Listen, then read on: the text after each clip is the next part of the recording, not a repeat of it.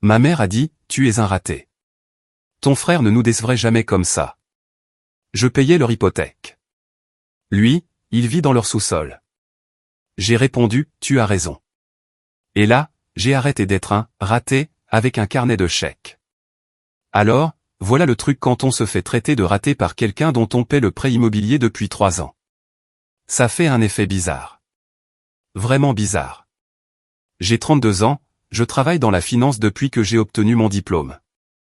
Ce n'est pas un boulot glamour, juste un travail de bureau stable, à analyser des budgets, et à rendre des tableurs agréables à regarder.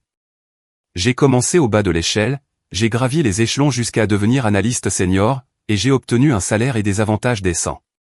Rien de fou, mais c'est confortable. Le genre de travail où l'on ne stresse pas pour faire les courses, ou pour payer une vidange. Mon frère cadet, Danny, a 28 ans. Il vit dans le sous-sol de mes parents, et ce, depuis 6 ans maintenant. Il a un diplôme en communication qu'il n'a jamais utilisé, travaille à temps partiel dans un magasin d'articles de sport, et passe la majeure partie de son temps libre à jouer à des jeux vidéo ou à traîner avec ses potes. Mes parents agissent comme s'ils traversaient une mauvaise passe. 6 ans, ce n'est pas une passade. C'est un choix de vie. Mais Danny, c'est le bébé, l'enfant surprise qu'ils ont eu quand j'avais 4 ans. Celui qui ne pouvait rien faire de mal, même quand il faisait littéralement tout de travers. J'ai appris très tôt que d'être le grand frère responsable, ça signifiait être invisible, sauf si quelque chose devait être réparé, ou si quelqu'un avait besoin d'argent. Laissez-moi vous décrire comment tout ça a commencé. Il y a environ 5 ans, mes parents m'ont appelé, l'air stressé. Papa venait de prendre sa retraite de la poste. Maman n'avait pas travaillé depuis des années, et leurs économies de retraite ne duraient pas aussi longtemps qu'ils l'espéraient. Ils regardaient leur échéance de près chaque mois comme si c'était une condamnation à mort. Leur maison n'est pas luxueuse. C'est un pavillon de 3 chambres dans un quartier correct, valant probablement environ 280,000 $, mais il devait encore environ 190,000 $ dessus parce qu'il l'avait refinancé 2 fois au fil des ans pour payer des trucs. Un nouveau toit, un nouveau système de chauffage, les frais de scolarité de Danny qu'il a gaspillé, des factures médicales, tout ce que vous voulez. Leur mensualité s'élevait à environ 1850 $, taxes et assurances comprises. J'ai posé la question évidente lors de cet appel téléphonique, et Danny? Il avait 23 ans à l'époque, vivait sans payer de loyer dans leur sous-sol aménagé, et travaillait à son petit boulot à temps partiel. Sûrement qu'il pouvait contribuer un peu, non? Ma mère est devenue très silencieuse. Puis elle m'a sorti la phrase que j'allais entendre sous 1000 variations au cours des années suivantes, eh bien, Danny essaie encore de trouver sa voie. Il n'est pas en position d'aider pour le moment, mais toi, tu réussis si bien dans ton travail. Traduction, Danny a un passe-droit parce que c'est Danny. Toi, tu reçois la facture parce que tu as commis l'erreur d'être responsable. Je gagnais environ 68,000 $ à l'époque. Après les impôts, le loyer de mon appartement, les prêts étudiants, le paiement de la voiture, et les dépenses courantes, je ne nageais pas exactement dans l'argent, mais je ne me noyais pas non plus. Et c'était mes parents. On aide la famille, n'est-ce pas? C'est ce qu'on est censé faire. Alors, j'ai commencé à leur envoyer 1,2 cents $ par mois. Pas la totalité de la mensualité, mais assez pour alléger considérablement la charge. Je me disais que c'était temporaire. Papa s'adapterait à la retraite. Il finirait par gérer leur budget. Peut-être que Danny trouverait un emploi à temps plein et commencerait à contribuer. Je me suis donné 6 mois dans ma tête avant que les choses ne s'équilibrent. C'était il y a 3 ans. Les 1,2 cents $ sont devenus la routine. Chaque mois, comme une horloge, je virais l'argent. Mes parents m'envoyaient un SMS de remerciement qui devenait de plus en plus court, et de moins en moins enthousiaste, au fil du temps. Le premier mois, c'était un paragraphe entier sur à quel point ils étaient reconnaissants et comment ils me rembourseraient. Au 6e mois, c'était juste « bien reçu, merci ». À la 2e année, ce n'était plus rien.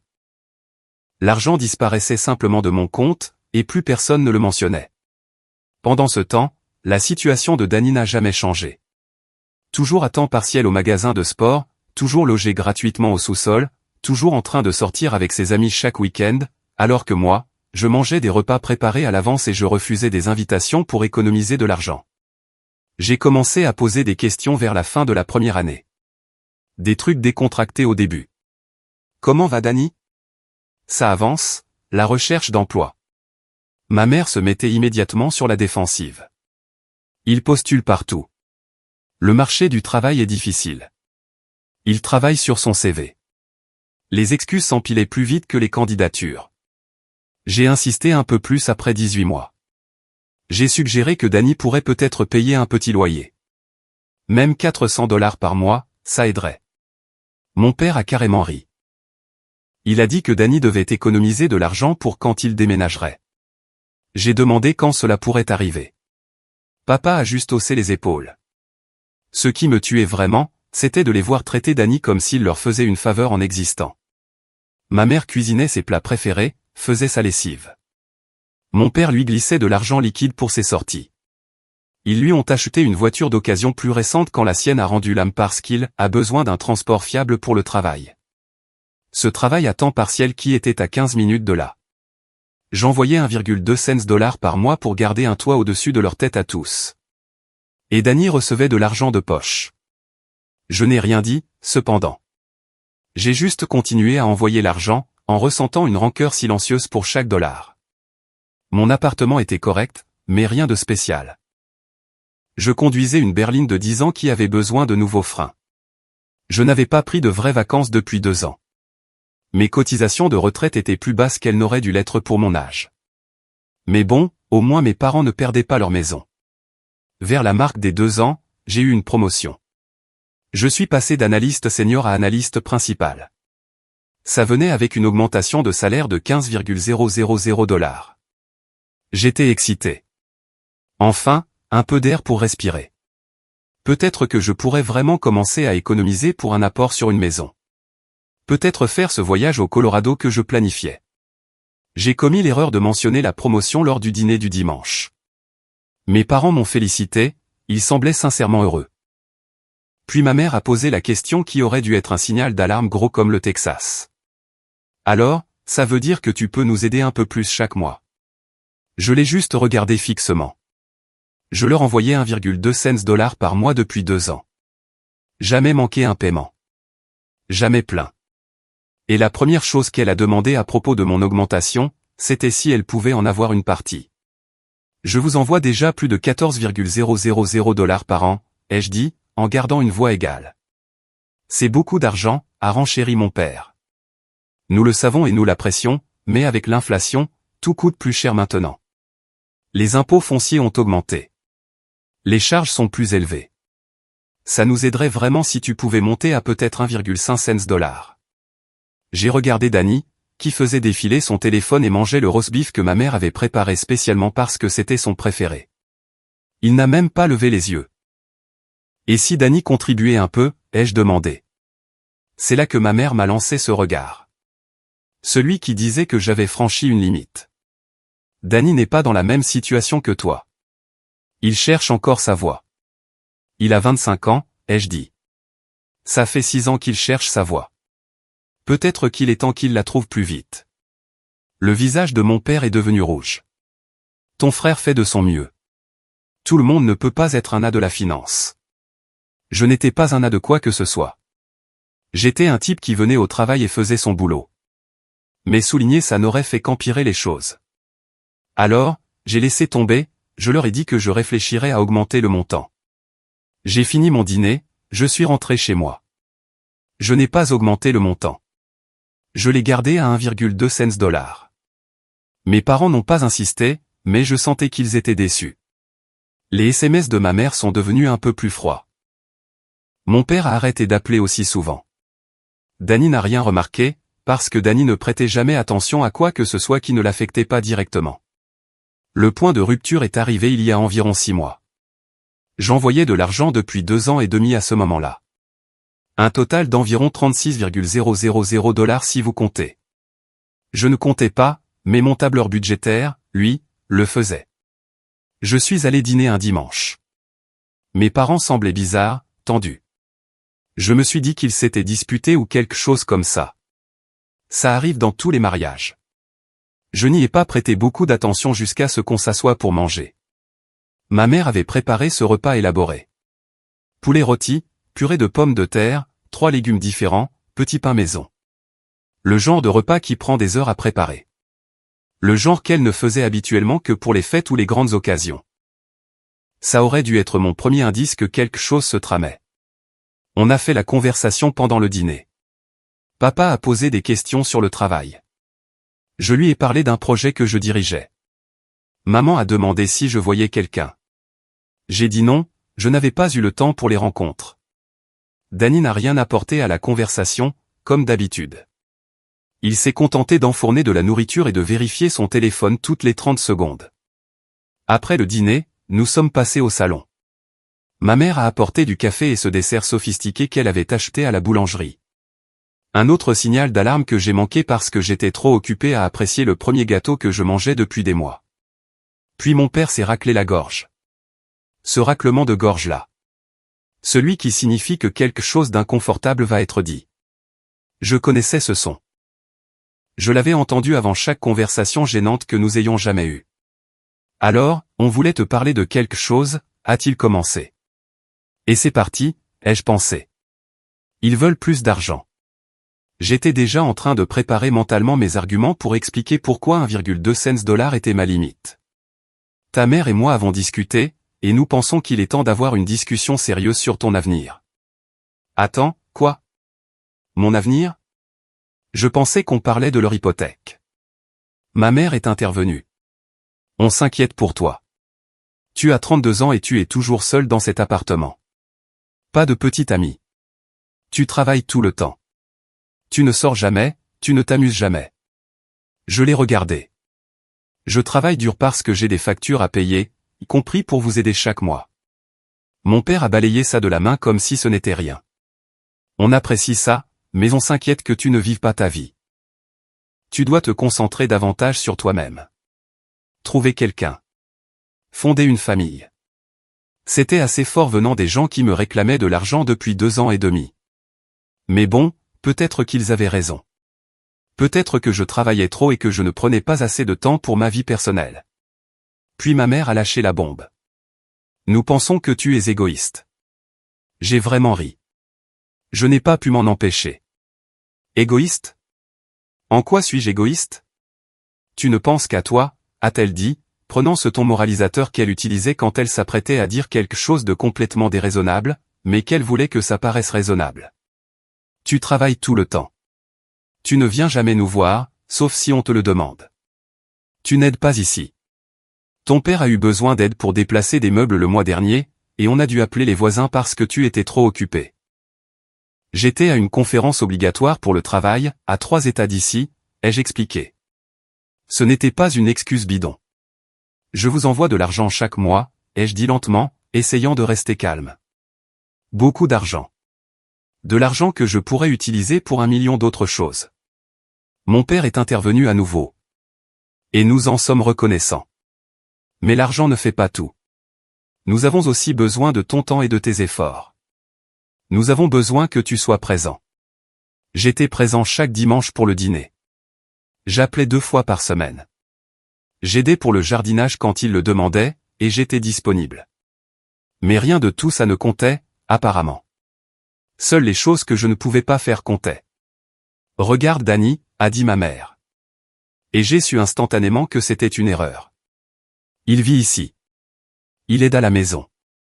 Il est là quand on a besoin de lui. Je me suis tourné pour regarder Danny, qui était toujours sur son canapé, à faire défiler son téléphone. Danny vit dans votre sous-sol sans payer de loyer.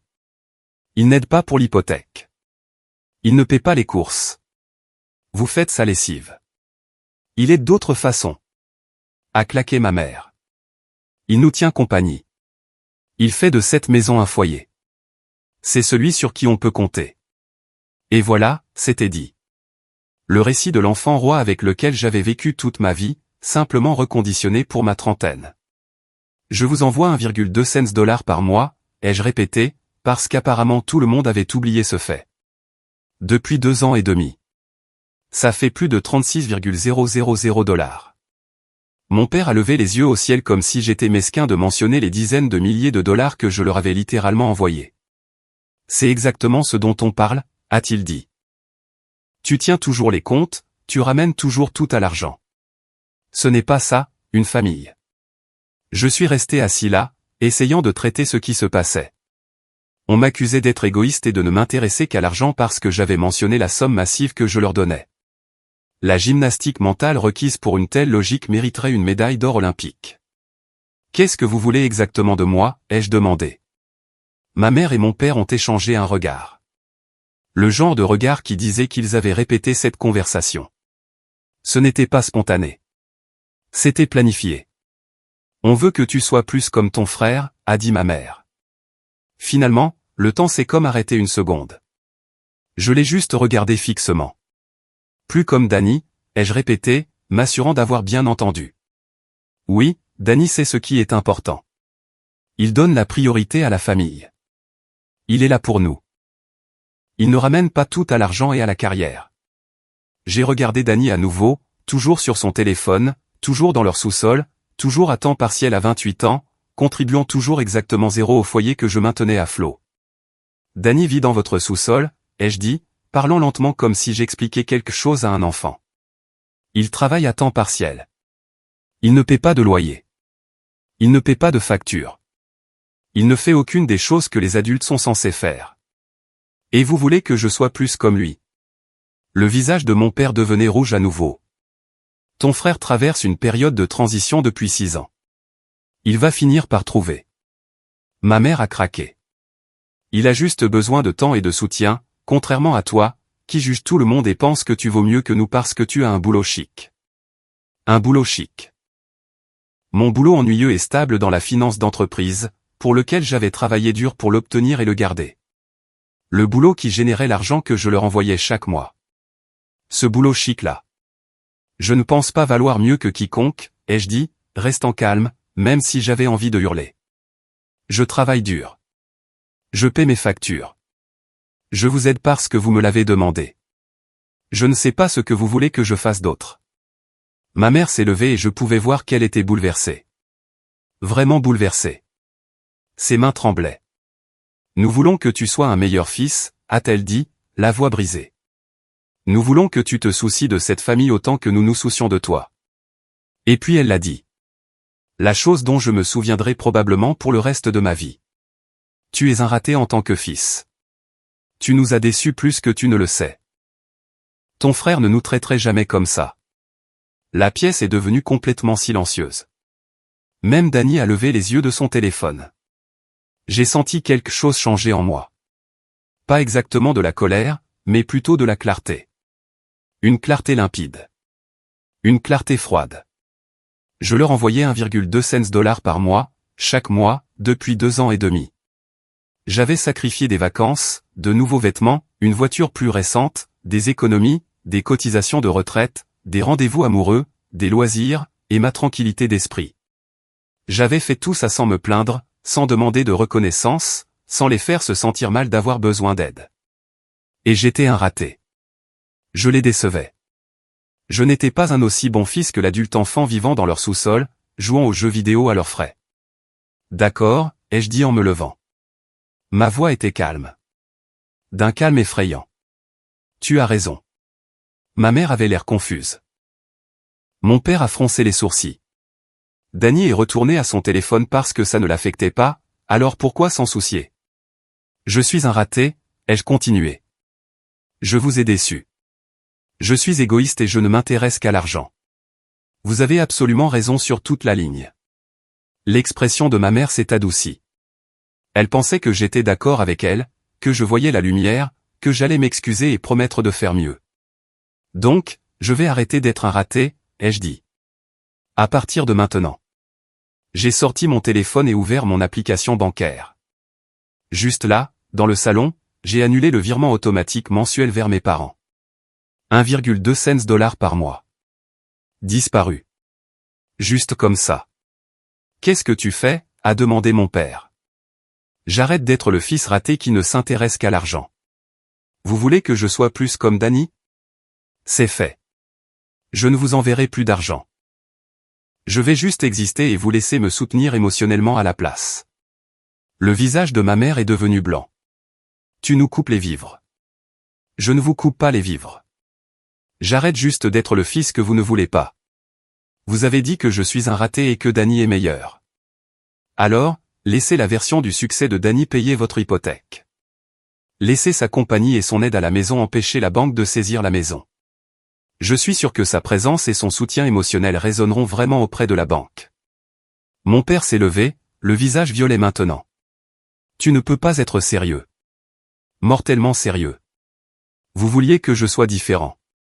Je suis différent maintenant. Je suis le fils qui privilégie le temps en famille plutôt que l'argent. Tout comme vous l'avez demandé.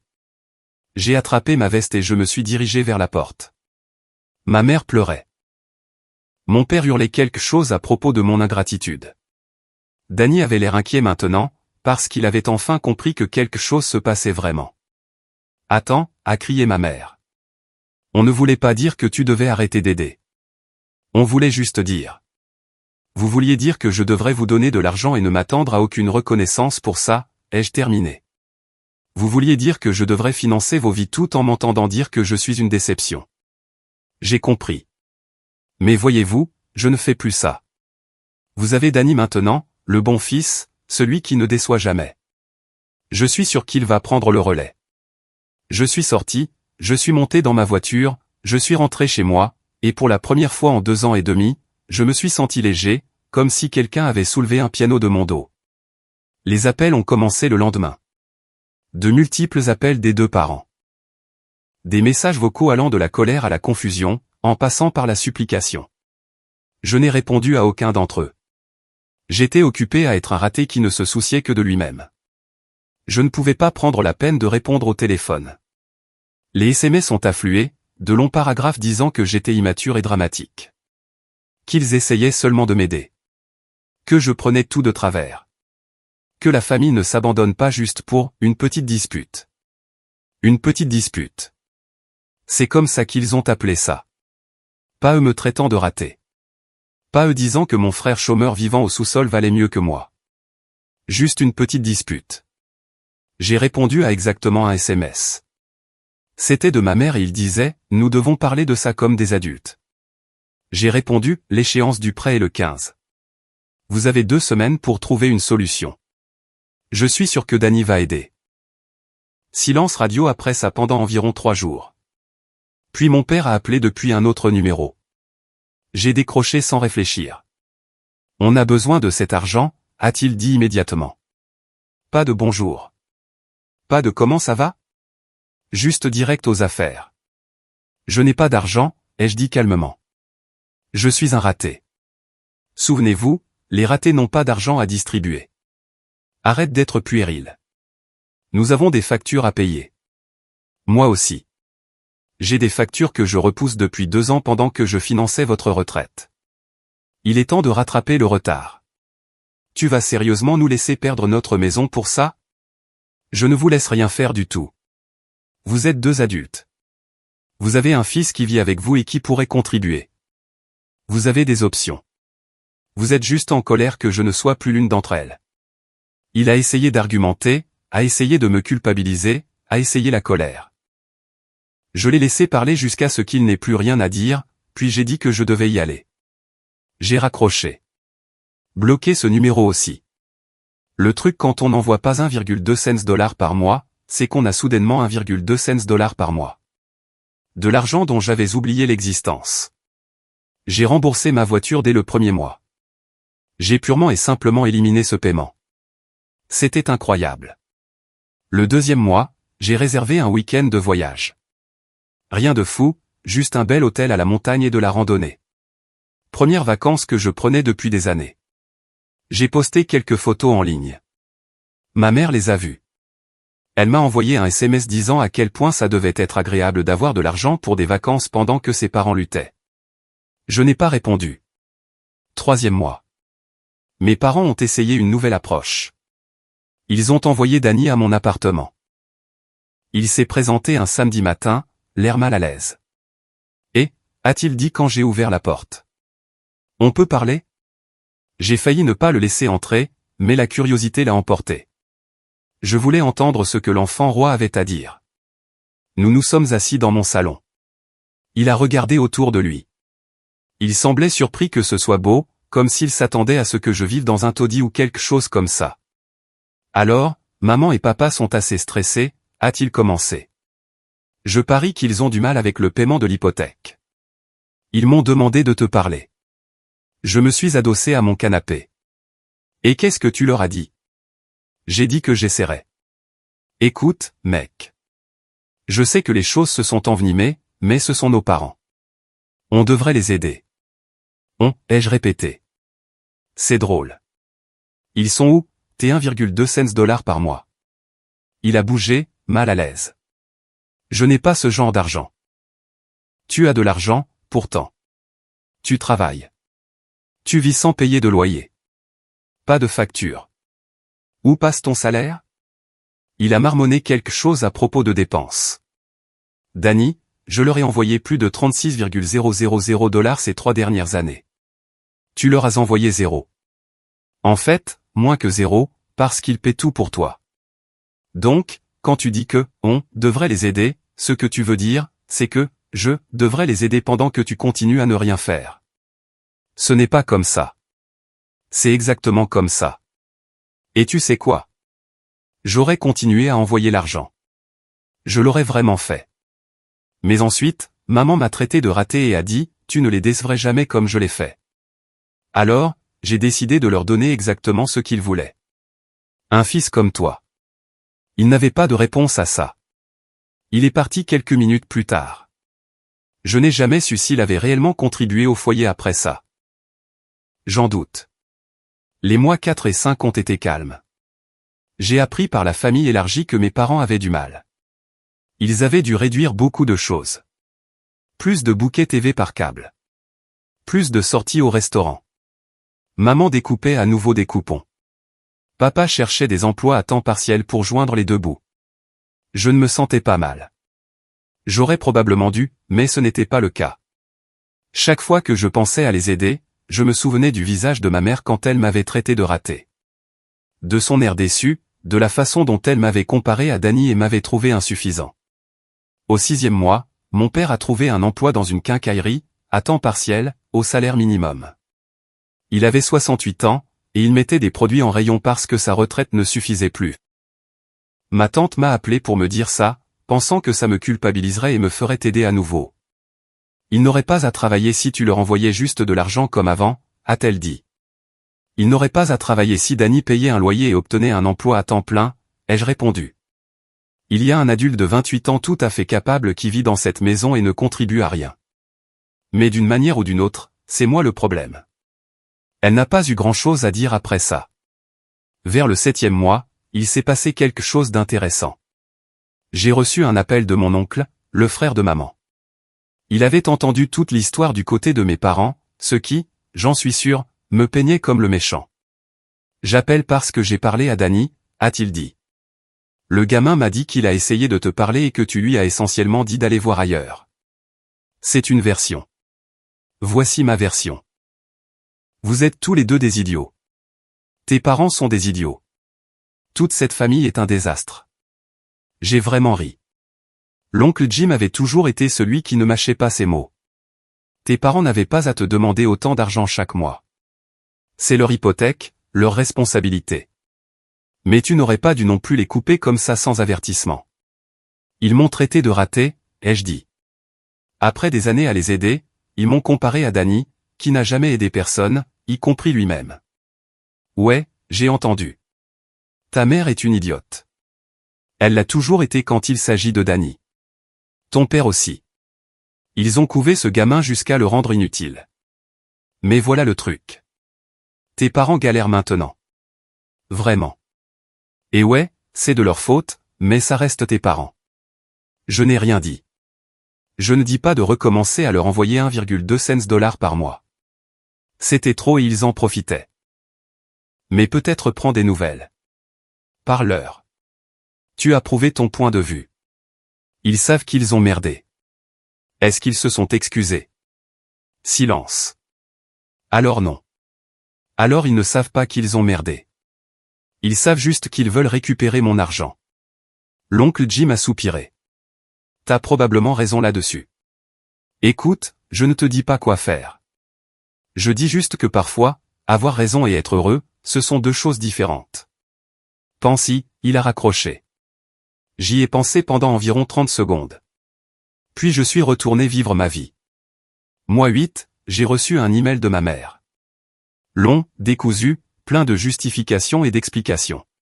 Le résumé était essentiellement, on ne voulait pas dire ça comme tu l'as pris. Tu es trop sensible. Nous sommes une famille et la famille se pardonne. Pas de véritables excuses. Aucune reconnaissance du fait que me traiter de raté était mal. Aucune reconnaissance des 3 ans de soutien financier qu'ils avaient pris pour acquis. Juste, nous sommes une famille et tu devrais passer à autre chose.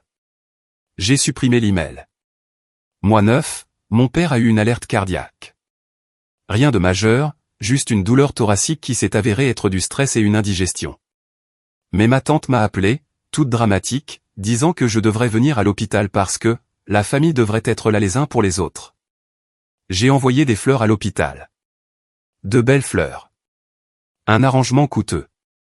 La carte disait « J'espère que tu te sentiras mieux bientôt ». C'était tout.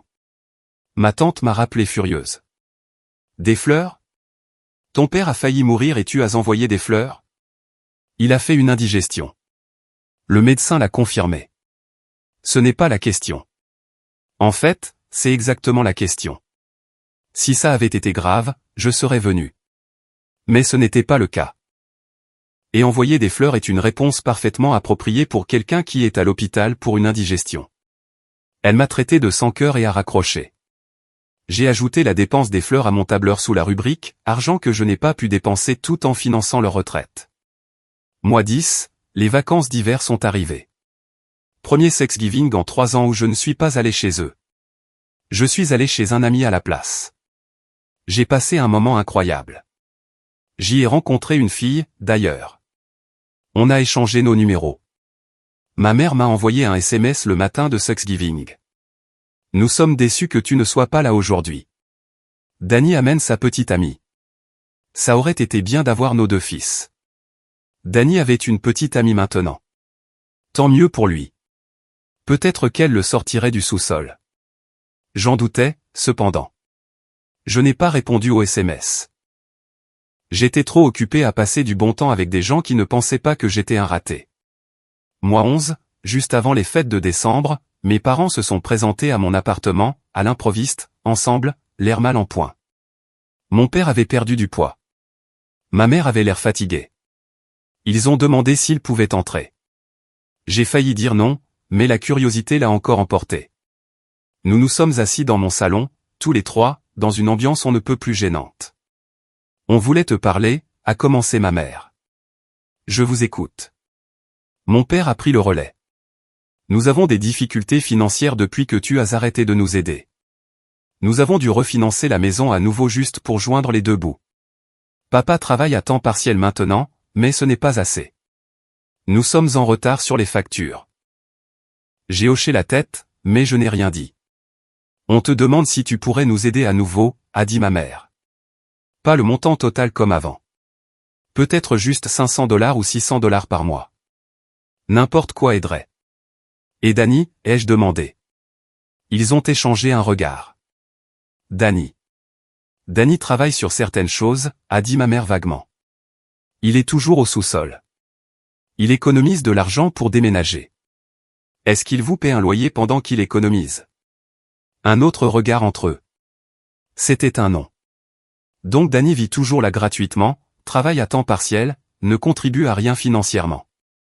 Mais d'une manière ou d'une autre, je suis censé vous envoyer $500 par mois. Nous sommes désespérés, a dit mon père. Et je pouvais l'entendre dans sa voix.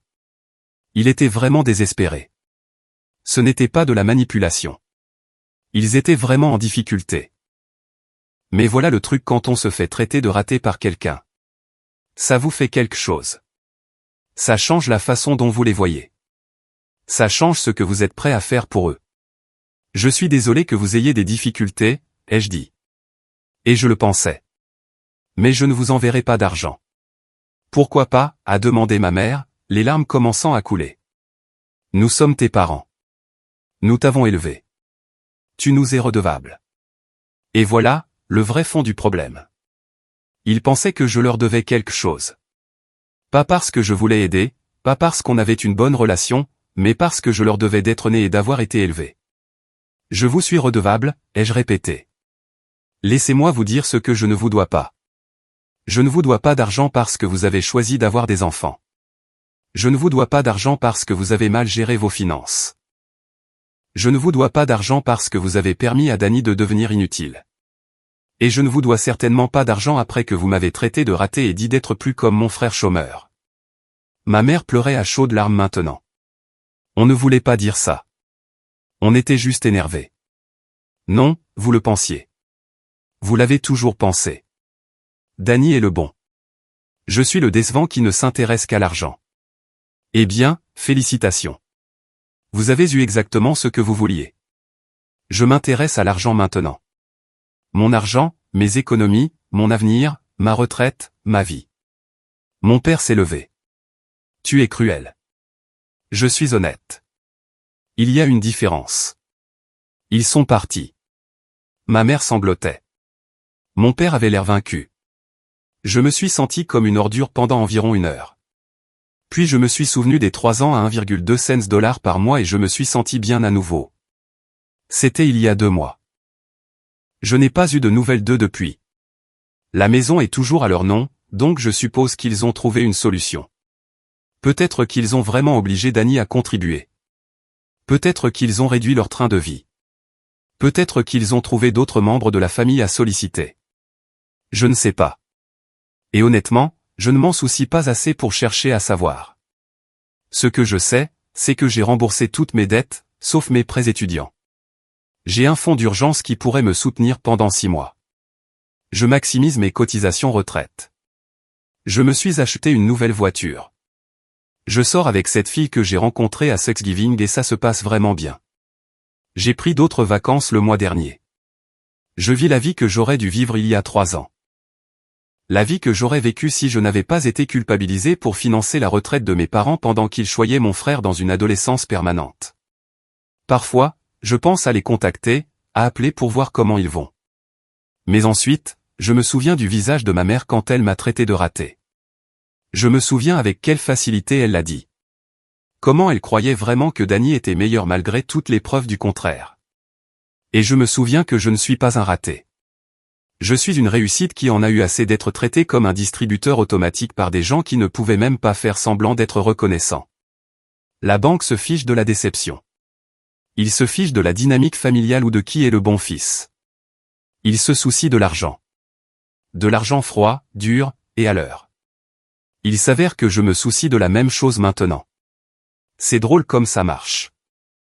Mon argent, mon choix, ma vie. Et honnêtement, je n'ai jamais été aussi heureux. Mise à jour. Publié 3 semaines plus tard. Beaucoup de gens ont demandé une mise à jour, alors voilà. Les choses sont devenues intéressantes la semaine dernière. J'ai reçu un appel de Danny. La première fois qu'il me contacte depuis qu'il est venu à mon appartement il y a presque 1 an. Il avait l'air différent, moins prétentieux, plus fatigué. Il faut qu'on parle, a-t-il dit. De quoi? Est-ce que tu peux juste venir à la maison, s'il te plaît? J'ai pensé à dire non, mais quelque chose dans sa voix m'a rendu curieux. Alors, j'y suis allé ce samedi matin-là. La maison avait l'air en mauvais état, elle ne tombait pas en ruine ou quoi que ce soit, mais on voyait que l'argent était rare. La pelouse avait besoin d'entretien. La peinture s'écaillait par endroits. La vieille voiture de papa n'était pas dans l'allée. Probablement à son travail à la quincaillerie. Danny a ouvert la porte. Il avait l'air différent, lui aussi. Plus maigre, plus vieux, comme s'il avait vieilli de 3 ans au cours des 12 derniers mois. Nous nous sommes assis dans la cuisine. La même cuisine où il m'avait traité de raté. Ça faisait bizarre d'être de retour. Alors, maman et papa ne sont pas là, a commencé Danny. Papa est au travail. Maman est chez sa sœur pour le week-end. Je t'ai demandé de venir parce que je voulais parler. Juste nous deux. J'ai attendu. Ils vont perdre la maison, a-t-il dit finalement. Ils ont 3 mois de retard sur l'hypothèque. La banque a envoyé une lettre concernant une procédure de saisie. Je n'ai rien dit. Je sais ce que tu penses. Que c'est leur problème, qu'ils se sont fait ça à eux-mêmes. Et tu as raison. Mais je t'appelle parce que je commence enfin à comprendre. Je comprends pourquoi tu es parti. Ça m'a surpris. Ah bon? Ouais. Ils me mettent la pression depuis que tu as arrêté d'envoyer de l'argent, me demandant quand je vais trouver un emploi à temps plein, quand je vais aider avec les factures. Maman n'arrête pas de dire des trucs comme « on ne serait pas dans ce pétrin si tu prenais tes responsabilités comme ton frère l'a fait ». Ça fait presque 1 an que ça dure. J'ai vraiment ri. Bienvenue dans ma vie entière. Je sais. Je suis désolé, mec. Je le suis vraiment. J'étais tellement pris par ma propre situation que je n'ai pas vu ce qu'il te faisait, comment il t'utilisait. Alors, qu'est-ce qui a changé? Danny a passé sa main dans ses cheveux. Papa m'a fait asseoir le mois dernier. Il m'a dit que je devais payer un loyer ou déménager. Il a dit qu'il ne pouvait plus se permettre de me soutenir. On a eu cette énorme dispute parce que j'étais genre, où est-ce que je suis censé aller? Je n'ai pas d'argent de côté. Et il a dit, peut-être que tu aurais dû y penser ces 6 dernières années. Ça ressemble bien à ça. Ouais. Alors, je me démène. J'ai trouvé un deuxième boulot. Je travaille à temps plein au magasin de sport maintenant, plus les week-ends dans un restaurant. J'essaie d'économiser pour déménager, mais c'est dur. Tout coûte cher et je leur donne $800 par mois pour le loyer maintenant. $800? C'est plus que ce que je payais quand je vivais à la maison. Ils en ont besoin. Ils sont désespérés. L'argent de la retraite a pratiquement disparu. Le boulot de papa couvre à peine quoi que ce soit. Maman parle de trouver un emploi, mais elle n'a pas travaillé depuis genre 25 ans. Personne ne veut l'embaucher. J'ai assimilé tout ça. Ils étaient vraiment en difficulté. Et Danny prenait enfin ses responsabilités. Pourquoi tu me dis ça, ai-je demandé. Parce que je voulais que tu saches que j'ai enfin compris.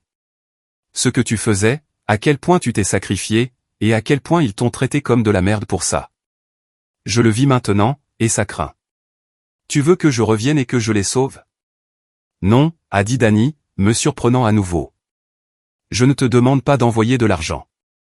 Je sais que c'est fini. Je te demande juste si tu veux bien leur parler. Les aider à trouver un plan.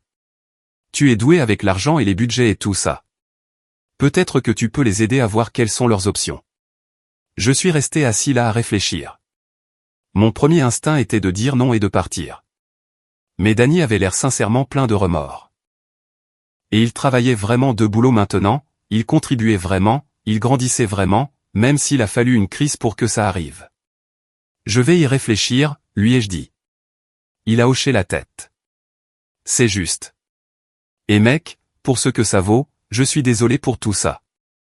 D'avoir été une sangsue, de ne pas t'avoir défendu quand ils t'ont traité de raté, pour tout.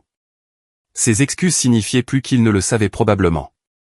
C'était la première véritable reconnaissance que j'obtenais de quiconque dans ma famille qu'ils avaient eu tort. Je suis parti peu après, je suis rentré chez moi, j'y ai pensé pendant quelques jours. Puis j'ai pris une décision. J'ai convoqué une réunion de famille, je leur ai dit d'être tous là samedi à 14 h. Papa a pris congé de son travail. Maman est revenue plus tôt de chez sa sœur. Danny était déjà là. Nous nous sommes assis dans ce même salon où tout avait commencé. Je vais dire ça une fois, ai-je commencé. Je ne vous donne pas d'argent.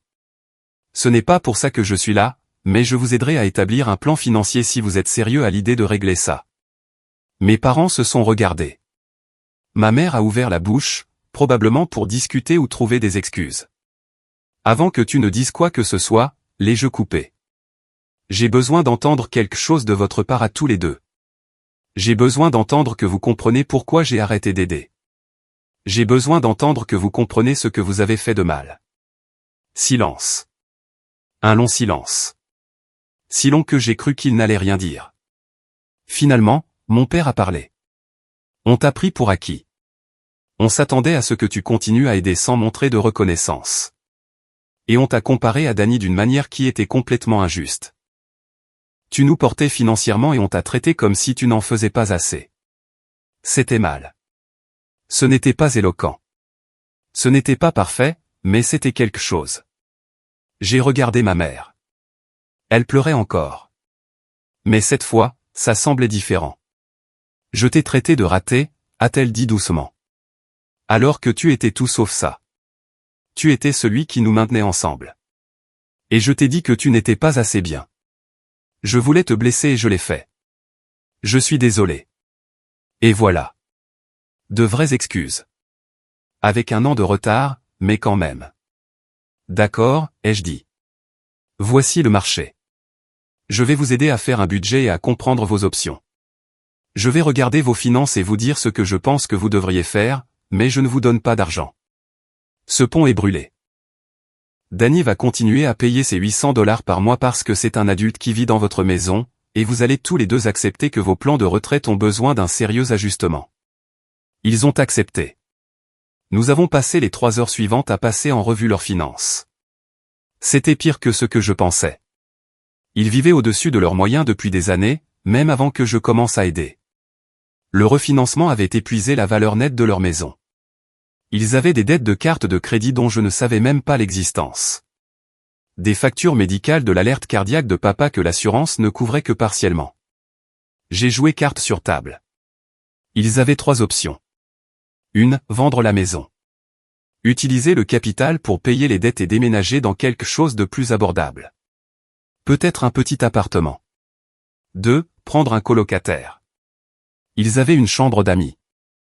La louer pour un revenu supplémentaire. Ça ne couvrirait pas tout, mais ça aiderait. 3. Obtenir tous les deux des emplois à temps partiel, et Danny continue de payer un loyer tout en économisant pour déménager aussi vite que possible. Couper toutes les dépenses possibles. Pas de câble, pas de restaurant, pas d'extra d'aucune sorte. Survivre jusqu'à ce qu'il puisse se stabiliser. Aucune de ces options n'était amusante. Toutes nécessitaient des sacrifices et du changement, mais c'étaient les seules voies réalistes pour avancer. Ils ont choisi l'option 3 pour l'instant, avec l'option 1 en secours si les choses ne s'amélioraient pas dans 6 mois. Depuis lors, les choses sont différentes. Ma mère a trouvé un emploi à temps partiel dans une épicerie. Mon père est toujours à la quincaillerie. Danny travaille ses 2 boulots et a effectivement économisé assez pour emménager dans un appartement avec un colocataire le mois prochain. Nous ne sommes pas exactement proches. Je ne vais pas au dîner du dimanche. Je n'appelle pas 2 fois par semaine, mais nos rapports sont courtois. On s'envoie des SMS de temps en temps. Je ne les porte plus, mais je ne suis pas complètement coupé non plus. Ils se débrouillent, lentement, douloureusement, mais ils le font.